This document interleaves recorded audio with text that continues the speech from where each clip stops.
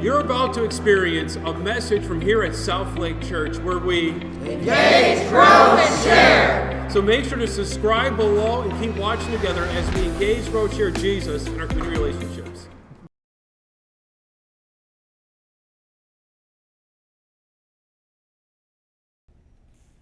Well, again, I am Pastor Rob Bailey from South Lake Church, and here we are together working through the 10 Commandments, talking about the love of God.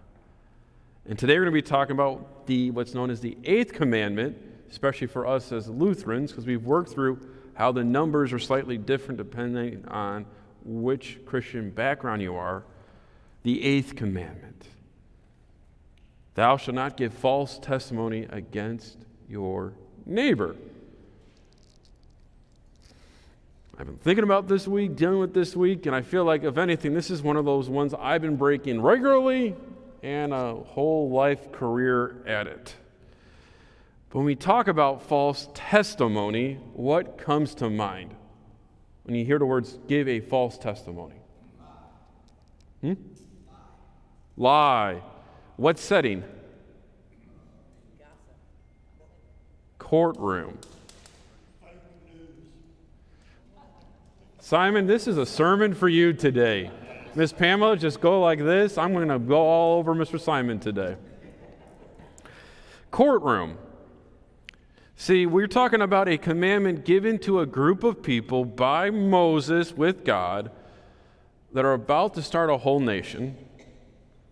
And when we hear the words false testimony, the idea here is when you have a charge against your brother or sister, or your brother or sister is being charged, you will stand up and give them a proper story, the truth of what really happened.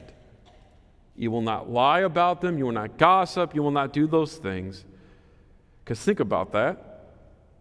600,000 men, 1.5 million, 2 million people, trying to keep it all organized. Do you think people had some disgruntled issues with one another? Philip, do you have issues with people, maybe 5 or 6 people in your life? Can you imagine like a couple hundred? Yeah, like 50? Yeah. See, we're going to talk about this, Juliet. I got your back. I got your back. We're bringing this up, so think about that. If a group of people, it's needed to make sure people are telling the truth. I'll put a caveat on this. These are people with Moses that are coming out of Egypt. They've been freed. Whose people are they? They're God's. And what do you think the rest of the countries will see with this new nation of people if all they do is give false testimony, lie against one another, and even lie about the other nations? What kind of testimony are they giving about God? And for those, you might know this other song that's more on the newer version, A Voice of Truth. That's who God is. He is the Lord of truth. Jesus says, I am the way, the truth, and the life. No one comes to the Father except through me. The reason why I think we're talking today about the 8th Commandment, about the importance of telling the truth about others, because we have a God who is truth. And if his people aren't speaking truth, what does that mean their God is? A fake God. That's why we're here. But what does that mean in our lives today, right? Like, how often are we put on trial in a courtroom to give a testimony about God? Not that often. How often do you have to give a letter of recommendation or sign something on somebody's behalf that you need to make sure you give them a truthful but also positive story? Not too often. So it's easy to think, cool, most of the time I got this covered. Well, for those who have the Bible app on you, there's extra readings, which will help us work through all today. But when we share what Martin Luther has to say about the 8th Commandment, as we look to our own lives, how we deal with this. We are to fear and love God, so that we not tell lies about our neighbors, betray or slander them, or destroy their reputations. Cool, right? We might do this once or twice. We might get angry, but overall, cool. Don't tell lies about your neighbor. Don't betray them, slander them, or destroy their reputation. Here's this. Instead, we are to come to their defense, speak well of them, interpret everything they do in the best possible light. Oh, that last phrase gets me, well, a lot of times. How often do we fail to speak on the defense of a friend or somebody who is being brought up and slandered against? How often do we choose not to speak well of somebody? Maybe choose just not to comment at all. And how often do we interpret people's intentions with negativity? Yeah, and Philip, I do too. Now, my excuse, I make the joke, is because I'm from Chicago, I don't trust anybody, which kind of works. But it flies in the face of what good old Marty's saying here, what God's calling out, is that when I automatically am looking at you asking the question, how are you trying to steal from me? How is this being worked for your agenda? Where's my heart towards that person? So Philip goes down here. I might even throw my back out doing that. But yeah, we hurt them without even doing something and maybe not even saying something. And I bring this up here, and guess what? As brothers and sisters, we do mess this up with one another. A lot. As husbands and wives, you guys mess this up. No? Uh-huh. Melissa, you are a lucky woman. But with our co-workers, we can mess this up. With our bosses. We're talking about this today because this is something we struggle with and deal with. And I would love to tell a story or two, but I know someone's keeping me on track. How much as little Robbie, about Philip's age, learned he had this gift of gab, but didn't properly how to use it, and got himself in a lot of trouble trying to talk his way out of things. I love to tell people that my tongue is both one of my strongest weapons and my biggest curse, because it normally gets me into trouble, but then I have to rely on it to get me out of it. And my life would be so much less stressful if I didn't put myself in that position to begin with. But we're talking today because that's something that we, in all different ways, struggle with. So with that struggle, then what are we supposed to do with it? Well, James, Boyd is our reading from James, hit that on the head of that struggle. But as we look at this today, we have to understand the context before we start yelling things like fake news and all kinds of stuff. See, James is writing to a group of people, but what kind of people? Christians. Believers in Jesus. People saved. Meeting together like this. His words are not towards the world. His words are not towards on social media. That's not on fake news. He's talking to a group of people today. These words are meant for us and our struggles. Indeed, we make many mistakes. For if we could control our tongues, we'd be perfect and could control ourselves in every other way. Right off the bat, what does James admit to? We say a lot of stupid things, hurtful things. And yes, if we could control what we say verbally, it'd be amazing how we would also control our nonverbals, but the ways we love and care for each other. And one of the things I think we'd all agree about today is that when we talk about speaking with our words, what normally betrays or shows our emotions first? Is it our mouths? Is it the words we say? It's our nonverbals, our faces. We can make a large horse go wherever he wants by means of a bit. A small rudder makes a huge ship turn wherever the pilot chooses to go, even though the winds are strong. In the same way, the tongue is a small thing that makes grand speeches, but a tiny spark can set a great forest on fire. What James is getting at here, he's not talking about the tongue in a sense like, hey, the muscle, but just a few words of speech can change the direction of a group like us, a company, a movement. And back then, when they were really upset, they would write words to send to another city, and they'd have to read a letter. I want to pause here to talk about that. In our day and age, is that the normal means of sending out information? Writing letters and sending out to others for them to read out loud. Yeah. We text. That's one way we communicate.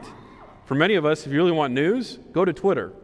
Type in the subject you're looking for, and you will see a whole bunch of what all kinds of people are reporting on a topic. It used to be cable news, but we don't need that anymore because now we got Facebook and all kinds of means of posting information. But here's the problem, and it goes back to this comment here, but a great spark can set a great forest fire. One tweet, one post can set off a chain reaction of people reposting and sharing all kinds of things. And the problem is, and I can tell you right now, for many of you, I struggle with it, but for some of you, Lord have mercy, when you see people reposting a post of a post, there's a good chance that post either is inaccurate, it might have happened 5-10 years ago, but because it sparks an emotion, something going on, you reshare it. And that sucker spreads, like James says here, like a forest fire. Now, somebody might be thinking, but Pastor, sometimes we need to speak up and deal with some inaccurate stuff out there. We'll get to that. Among all the parts of the body, the tongue is like a flame of fire. It's a whole world of wickedness, corrupting the entire body. It can set your whole life on fire, for it is set afire by itself. Woof! Again, nothing positive here so far. James is sharing the struggles, how we can affect the world. But let's go back a moment when we talk about those posts and we send those things. How do we feel that we've shared that information? Shared that gossip? Said that thing about a brother or sister? How do we truly feel inside? Okay, some of us might be laughing thinking, I feel great that I talked about my brother. But overall, we start to hurt, and it affects us. And that's what James is warning, is that the words you share, that gossip, that lie, that false testimony, isn't just starting a fire and hurting people, it's hurting you. I love this part. You can tame all kinds of animals, birds, reptiles, fishes, but no one can tame the tongue. It is a restless evil full of deadly poison. Oof. Again, it's a reminder how we struggle with this and the danger we have there. And he goes on to say, and sometimes we use it to praise the Lord, and sometimes we curse with it. And so there's blessings and cursings pouring out of the same mouth. And he warns us, brothers, don't let your mouth be a fountain of salty water. Either you're fresh, you're good, or you're bad. And again, as we look towards the world and we want to make posts about the struggles out there, who's James writing to? Christians, a group together. He's warning how we, all of us, can hurt each other by our words, our posts. We're supposed to be the body of Christ. Christ's present here right now, and we can easily hurt one another. So the question becomes, what do we do now? How do we handle this? What's going on? Well, for those who have the Bible app, I have extra verses that you can look at later. I'm just going to go over them to help you work through them. What does this mean for us, knowing that there are times when we can hurt one another? Well, first, I want to bring up one you maybe be thinking about, which is, what happens if somebody needs to hear the hard truth? That somebody needs to be told they are wrong. Well, in our readings here, we have Matthew 18. Jesus gives us a word-by-word way of how to do this. Again, that is on your app. It'll be posted on the sermon. And he pretty much says this: if somebody hurts you, harms you, does something, confront them. And if they ignore you, bring 2 or 3 brothers. I'll make an argument, brothers or sisters of the church, this group, to go talk to that brother how they've sinned against you. And if that brother now ignores not just one person sharing how they've hurt, but the whole group, bring it to the church. Allow us to work this out with that person. The worst case, we tell them, you know what? Until you figure things out, you're not going to harm this person anymore. You are not okay to be a part of this group until we work through what's happening. Those are the steps that Jesus does. Steps we normally do are, you offended me, so I'm going to post about it. I'm going to share about it. I'm going to link shares to it. And we'll probably never have a conversation about it. So what does Jesus say, though, about for us? Well, this is from Matthew 7. This is from the Sermon on the Mount. We've been reading through that this whole time, these last couple weeks. And I love what he says here. So whatever you wish that others would do to you, do also to them, for this is the law and the prophets.